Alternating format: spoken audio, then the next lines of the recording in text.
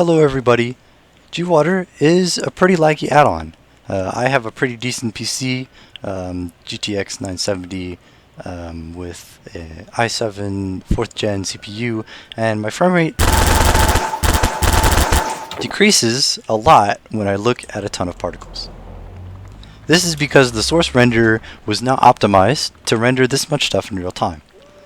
There are a couple of ways to get around this. So, a couple of ways to improve your frame rate is to lower the simulation frame rate. I'm going to set it to 30. The simulation frame rate, of course, it's lower. However, frame rate should be a little better since it's taking the load off of your GPU. The biggest way to improve your rendering, or how to improve performance, is to enable my alternative rendering solution. Benefits to this is it's way faster.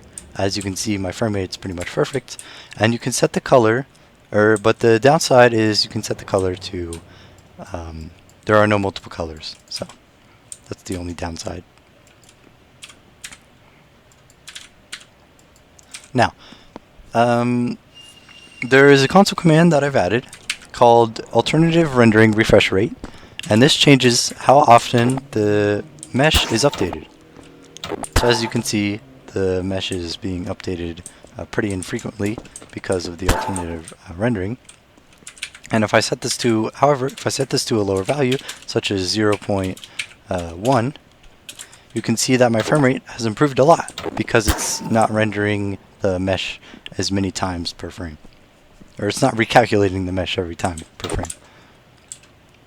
The last thing to do to improve your frame rate is to simply set the water material to the original water material. Just because it's square, it's easier to render, and your frame rate will be very high. So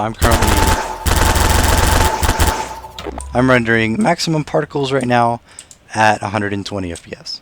When in actuality, if I didn't have this alternative rendering, I'm at 16. Pretty good. That's it for now. Enjoy GWater 1.4.